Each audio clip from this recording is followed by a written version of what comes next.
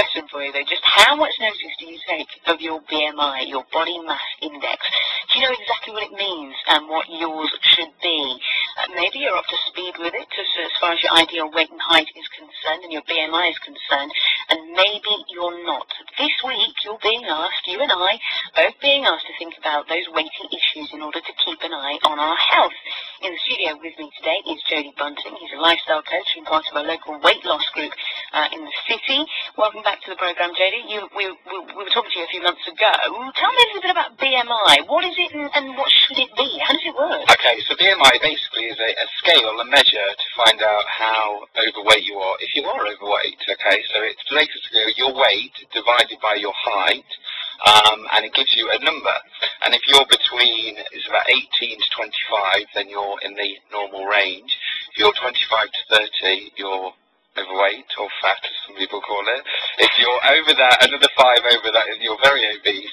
Sorry, then you're obese, and then over that, you're very obese. Okay. Right. We did work yours out, didn't we? Sort of. I'm just trying to go back to because there is a website. There's a BBC link on a BBC website, our BBC website. That I'm just going to double check this. Okay. I've got one of those machines at home, one of those Wii Fits at home. You see, and when you get on it every morning, it does your BMI and it does your weight every morning as well. And then I normally ignore the BMI. Yeah. And all I know is that, according to that, I'm obese. The reason it's so important is because the NHS use it for operations. If you're out of your BMI, they'll send you away and say you're not allowed this operation until you're this BMI. So although people, as you said, ignore it, it's actually very, very important when it comes to your health. And yes, there is bigger factors. If you're exercising, having your body fat percentage is much better for you because this takes in how much water you've got in your body, how much muscle you've got in your body. So on a health point of view, when you look into it more in depth, that's the better scale. But this is a good place to start. And if you are exercising, then you just don't be shocked, okay? If you do work it out, it might say, yes, you're very obese, when actually you've got a bit of muscle there in your bicep or your thigh or something because you do an aerobics class or something like that. So it has to be taken with a pinch of salt, and obviously think about it and don't start crying at your Wii Fit in the morning, please. Yeah, look, here you go. I've just worked it out. All you do is if you go to bbc.co.uk/health, you'll find it on their healthy living section, right? There is a section on how to work out your BMI, and I've just worked mine out. Okay, drum roll, please. Yeah, I am. Your BMI result is 30.34. Okay. So just over 30. You're just obese, I'm afraid. I'm only just obese. You are in the range that is classified as obese, and your health would greatly benefit from a lifelong reduction in weight. So, yeah, and it gives me a whole load of reasons as to why being obese, and why sort of calculating your BMI is quite important. Things like, it says, Jody, type 2 diabetes, high blood pressure, heart disease, fertility problems, back pain, stroke, and even sort of certain cancers and other sorts of illnesses. Absolutely. Obesity really is related to most health issues, unfortunately. And this is why this sort of thing is really, really good. Saying, oh yeah, I'm a little bit overweight, when actually you might be very overweight and you're not really realising it. And when you do stay at this stage, this sort of overweightness for too long, this is when those sorts of diseases can creep in. And that's quite scary, really, when you think about it. I mean, you've lost a huge amount of weight yourself, haven't you? Absolutely. I've lost over 15 stone, but surprisingly on this scale, I'm still coming out as very obese, purely because I exercise quite a lot, and still for my frame, I've got quite a lot of muscle. So unfortunately, a scale like this, unfortunately, would say I probably haven't lost much. I'm still very obese, according to this chart. And I would agree with that. I am still overweight. I do still need to lose some weight. And I think it can be quite off-putting, when somebody's 30 stone, for instance, and they do look at one of these scales, and they see that they go off the scale. So it's really quite scary for somebody who is really overweight. But for somebody who's slim, it's a good measure for them to take hold. Anybody who is very obese, it's good to see people obviously starting to exercise and starting to do good nutrition, and look at their trousers rather than a scale like this. That's the place to start if you are very big. Look, there's lots of ways, no doubt, that you personally, as a lifestyle coach, and also as part of the local weight loss group that you belong to, can help. Absolutely. Yeah, and we'll talk about that in a few minutes' time. Jody Bunting, my lunchtime guest today here on BBC Radio Leicester. If you worked out your BMI, if you haven't, seriously, have a look at our website. It's the main BBC website, so bbc.co.uk/health. Have a look at it. Maybe you'd just like to text me and tell me if you've worked it out right now and where you stand on the scale of things as far as your BMI is concerned. Are you kind of underweight? Are you about right? Are you obese? Or what? 07786 20 50 80, the text number. You don't have to tell me your name or anything like that. I promise you I won't say it out on it.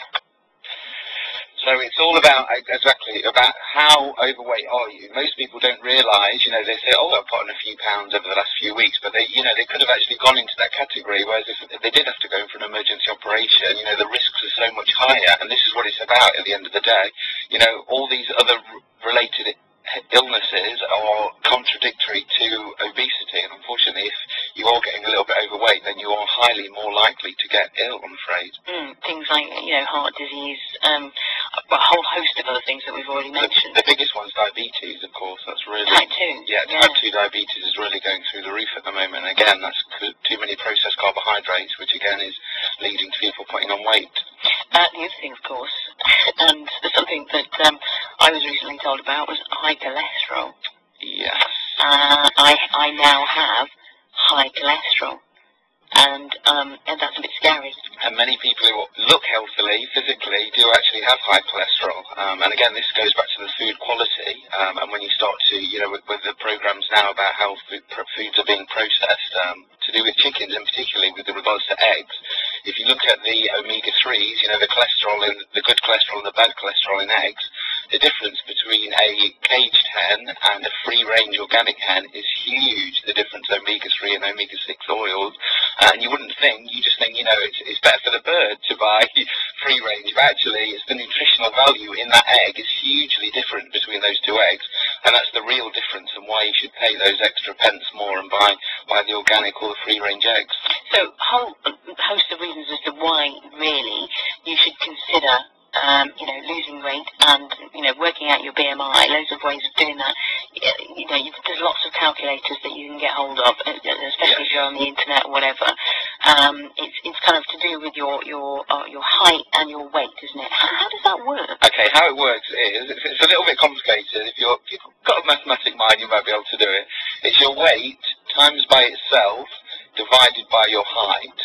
Okay, so it's your Did weight. you do that in your head? No, weight divided times by itself. Yes. Okay. And then divide it by your height. And then divide that total by your height, right. And you should get your BMI. And this is metric, so we're talking centimetres and kilograms. Okay. So John, who's texted me, hopefully that makes sense to you. Andy in Syston, thank you for texting BBC Radio Leicester's lunchtime show. Says my BMI in May was 30, Jody, but now after 5 months it's 24.9. I've lost 39 pounds. He's been on a sort of weight loss program, and he feels great. And the best thing about him is added exercise, which is the key to ongoing weight loss. Changing your nutrition will give you the short-term weight loss, but actually long-term and keeping it off, it's so important to add exercise. So whether it's a walk, whether it's a cycle or a swim, or even attending a gym or a class, something like that, it's just so important to build the exercise into your lifestyle, and that will increase the good vitamins and minerals that are released in your body, as well as the physical vitamins and minerals that you eat via food. So this is where exercise is better than nutritional changes, and possibly the first step that people should be taking over nutrition. Obviously, psychological issues, if you are overeating, if you are binge eating, then you may need to address some sort of psychological issue, maybe need to go and see a counsellor and really think about that side of it. But the whole program is as one. You can't just, change your food and expect to lose weight if you've got, an addiction to food. You can't, go and exercise if you then go and have a packet of biscuits after every class that you do. So it is about balance and about changing all those 3 different areas and not one. Talk some more with you, Jody, in a little while, and find out especially about the weight loss group and what you guys are offering this week as part of National Obesity Week.